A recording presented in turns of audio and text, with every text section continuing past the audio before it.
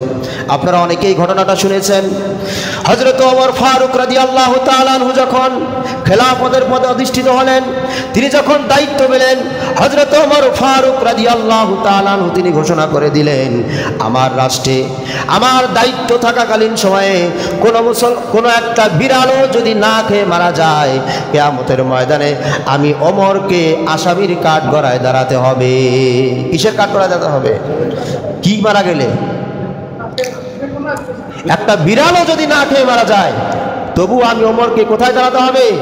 আল্লাহর কাঠগড়ায়, আল্লাহর দরবারে আসামির কাঠগড়ায় দাঁড়াতে হবে। এরপরে ওমর রাদিয়াল্লাহু তাআলা আনহু শাসন আমলে এক যুদ্ধে এক মহিলার স্বামী মারা গেছে। কি মারা গেছিল? স্বামী মারা গেছে। এখন তার প্রতিবেশীরা তাকে বলল যে তোমার আর এই দেশে থাকার দরকার নাই, তুমি মদিনাতে চলে যাও। মদিনাতে একজন শাসক আছে, তার নাম হচ্ছে হযরত ওমর ফারুক রাদিয়াল্লাহু তাআলা আনহু। সেই মদিনাতে যদি তুমি যেতে পারো, তাহলে তোমার থাকা খাওয়া নিয়ে কোনো টেনশন থাকবে না। ওই মহিলা মদিনাতে চলে আসলো। মদিনাতে চলে আসার পর তিনি একটা তাঁবু গাড়লেন, তাঁবুতে বসবাস শুরু করলেন। 3 দিন অতিক্রম হয়ে গেল, কিন্তু কেউ তার খোঁজ খবর নিল না। 3 দিন পর হযরত ওমর ফারুক রাদিয়াল্লাহু তাআলা আনহু একদিন রাতের বেলায় দেখতেছেন যে একটা তাঁবুর মধ্যে টিপ টিপ করে আগুন জ্বলতেছে।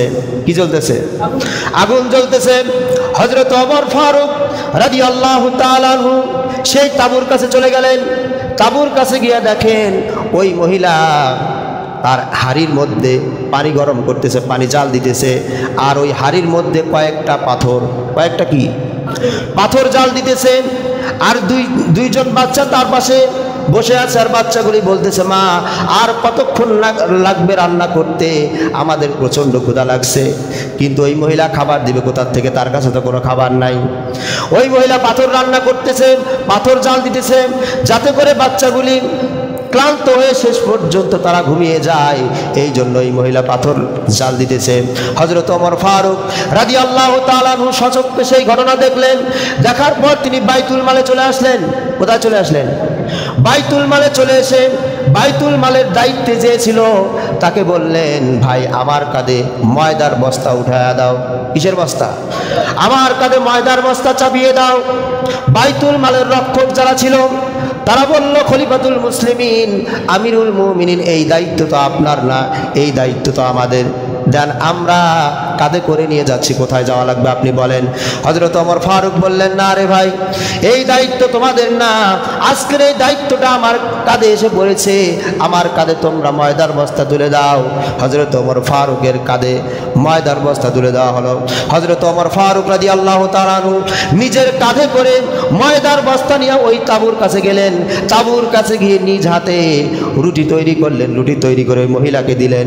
মহিলাকে দেওয়ার পর বাচ্চাগুলিকে কোলে নিয়ে হযরত ওমর ফারুক রাদিয়াল্লাহু তাআলা আনহু নিজ হাতে ওই বাচ্চাদেরকে রুটি খাওয়ায়া দিলেন। নিজ হাতে বাচ্চাদেরকে রুটি খাওয়ালেন। ওই মহিলা হযরত ওমর ফারুক রাদিয়াল্লাহু তাআলা আনহুর এই কাণ্ড দেখে ওমর ফারুক রাদিয়াল্লাহু তাআলা আনহুকে বলতেছে, এই রাষ্ট্রের খলিফা ওমর না হয়ে যদি বাবা তুমি হতে, তাহলে কতই না ভালো হতো। ওই মহিলা তো জানে না যে যেই ব্যক্তি তাকে রুটি বানায় খাওয়ালো, তার বাচ্চাদেরকে কোলে নিয়ে রুটি বানায় খাওয়াচ্ছে, ইনিই হচ্ছেন ওমর। ওই মহিলা তো জানে না। হযরত ওমর ফারুক রাদিয়াল্লাহু তাআলা আনহু বললেন, মা, আগামীকাল তুমি মদিনার ওই যে রাজদরবারে চলে আসবা, সেখানে ওমর আছে, ওমরের সাথে তুমি দেখা করবা।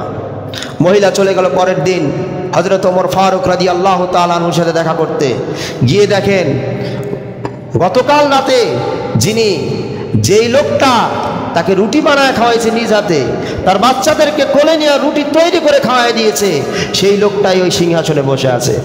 ওই মহিলা তো ভয় পেয়ে গেল যে আমি কাকে কি বললাম। হযরত ওমর ফারুক রাদিয়াল্লাহু তাআলা আনহুর কাছে ওই মহিলা ক্ষমা চাইতে লাগলো। হযরত ওমর ফারুক বললেন, আম্মা জান, আপনি আমার কাছে ক্ষমা চাইেন না, বরং আপনার কাছে আমি ক্ষমা চাচ্ছি। আপনি 3 দিন যাবত আমার এই রাষ্ট্রে আপনি ছিলেন, আপনি এত কষ্ট করেছেন, আমি যে সময় মতো আপনার খবরটা আমি নিতে পারি নাই, এই জন্য কিয়ামতের ময়দানে আপনি আল্লাহর দরবারে আমাকে আসামির কাঠগড়ায় দাঁড়াবেন না, আজকে আপনাকে সেই ওয়াদাটা দিতে হবে। তাহলে দেখেন এই ফলাফলটা এই ফলাফল কেন এসেছিল? রসুলের কারণে, নবীর কারণে। কার কারণে এসেছিল? রসুল দীর্ঘদিন পর্যন্ত কষ্ট করেছিলেন, শ্রম দিয়েছিলেন। তিনি তার রক্ত তায়েফের জমিনে